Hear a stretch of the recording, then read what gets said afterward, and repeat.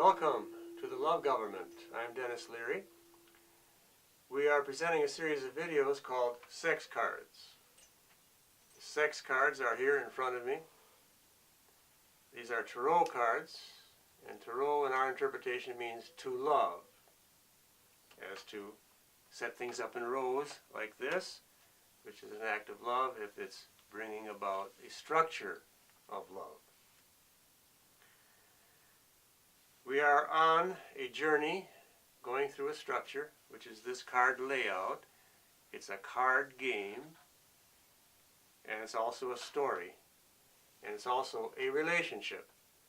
We build up a relationship with the lover, who is all of us as lovers, and in the process we become a true lover ourselves. So I think it's the greatest relationship ever possible, is this relationship with love itself. We're on the 17th card out of 52 cards. And the 17th card appears here in the suit of space. It's 15, 16, 17. It's called the Three of Space in this game of cards. And the card looks like this. It's called Fantasy. And it looks like this on the positive and this on the negative. Fantasy is a capacity or a faculty that we have that comes with our bodies, comes with our souls. It's the third major faculty in this presentation of the spaces in ourself. First is the body. Body has emotions and feelings with it, and then we go to a more rarefied part of ourselves, which is called fantasy or imagination. Fantasies are very real in their own way, but they are one card out of 52. So the lover is a fantasy, but she may be much more than that, but she certainly is a fantasy. I made her up. And the love government is a fantasy too. And we have a fantasy. The love government has a fantasy for how it sees and wants things. We want a world that's going to work forever and ever and ever. That means us in the world.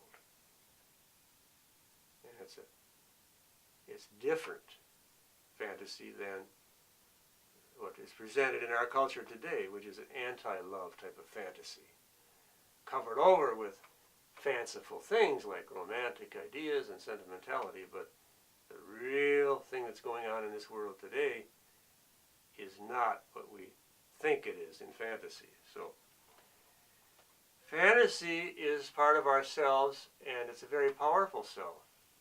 What we hold in our fantasies will come about in reality eventually. It may not be exactly what we think about it, but I believe that if you hold a fantasy strongly, it will materialize in some form or another, but still remain a fantasy. So the fantasy, in other words, will have very real effects on your emotions and on your body, and all the other systems that are going on, all other 51 cards in this system as a system. That's why fantasy is one card, but it's a very, very powerful card. And you can play that fantasy card when you need to great benefit. On the positive side, it's a fun fantasy. On the negative, it's a foul fantasy. So these cards spin like this, or they spin like this. That creates energy. And these cards move very fast, faster than light speed. These are love speed cards. It's a very highly refined technology that we have we just get a trace of it.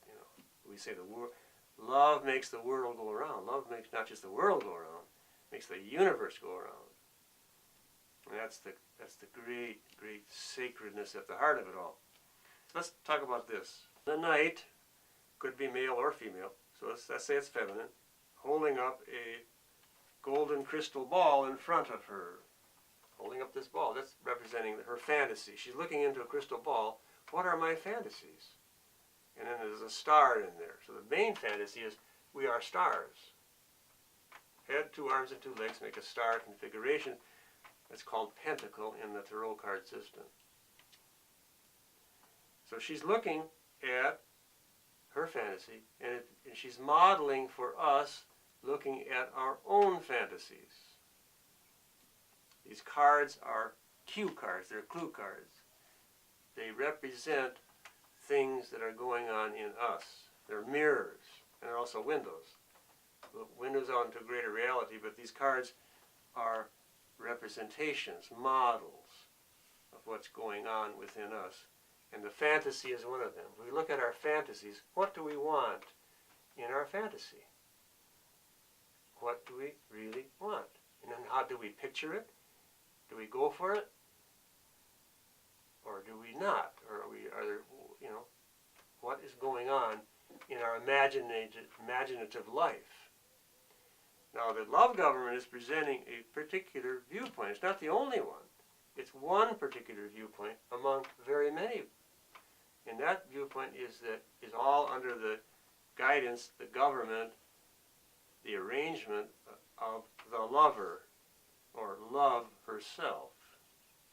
One aspect of the lover is her fantasy.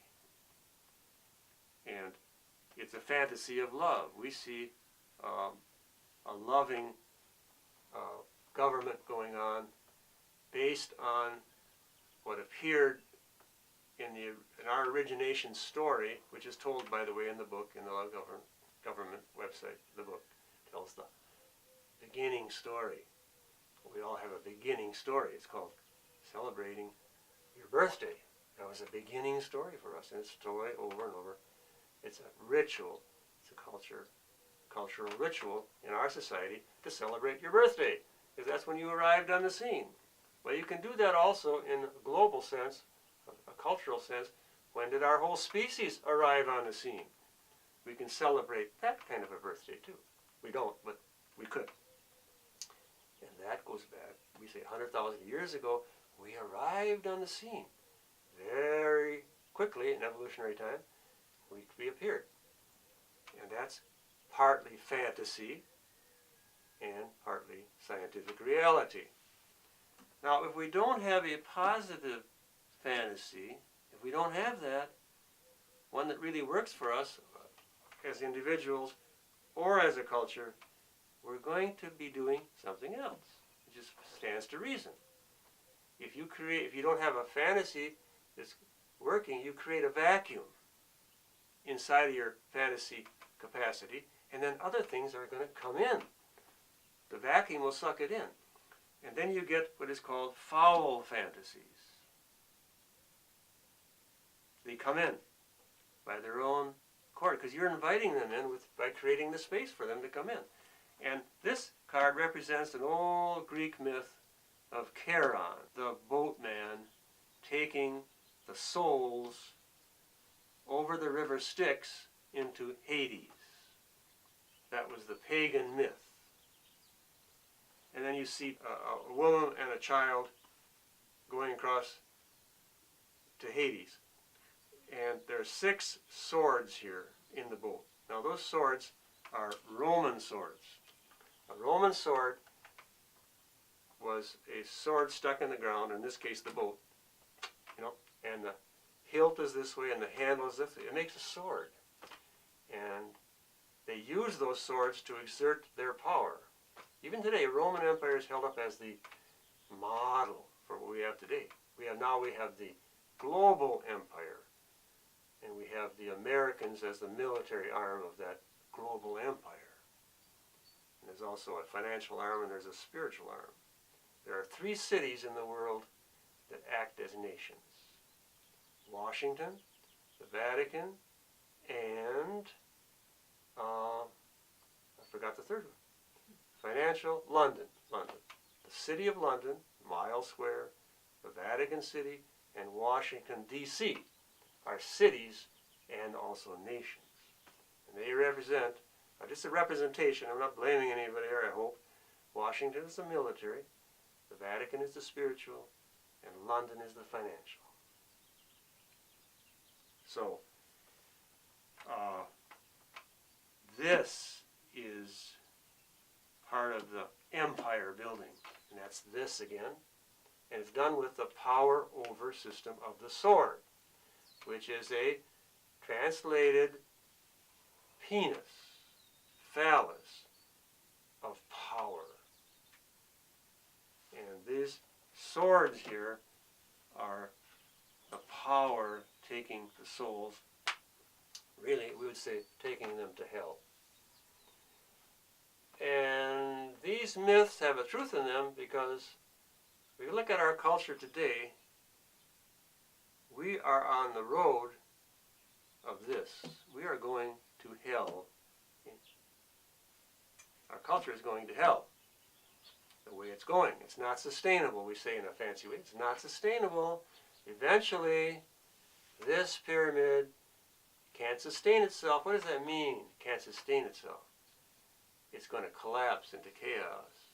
Every patriarchal civilization, and that's practically all of them, have collapsed in that manner because they've outrun their resources. And then they collapse. They go back, they fade back into the jungle, or those that survive, many of them just die off, and then the civilization is gone. This happened to just about every civilization that's run on a patriarchal basis, which is this, power over. Because power feeds on power. You gotta have more, gotta have more. Anyway, fantasies then are a very important part of our journey. So they ought to be fun fantasies. We should be fun, see the fun part. And we can. And still to be aware of this, that we're living in this type of a culture. Filled with foul fantasies. You see it on the news every day, right? Murders, mayhem. And you only see just the glossy parts the elites want you to see. If you saw the real seamy side, then it would blow the game up. And then you'd see the real, oh my gosh. So they don't want you to see that, they gloss it over. The love government is going to tell an alternative version of what's going on. Not all at once, in little segments. We start with the easy digestible stuff, and later on you get to the hardcore stuff that's really going on, and what the solution is for those brave few that can take it. Now, you don't have to do it all at once. You don't take it all. You just think about it. That helps. Think about it. And that's what we're presenting. So, thank you then for being with us again on this journey. We have a long way to go. We're on 17 out of 52, and it's fun all the way. It's a fun journey, and it's easy. It's fun and easy if we learn the ropes. Got to know where you're going. So we end up with a kind of a blessing, kind of a gathering together and sharing. This is all sharing. So we take all the goodies and bring them in and hold them in our hands and enjoy them, eat them, smell them, drink them, put them in our body, rub it over us, and then we share it with the world. So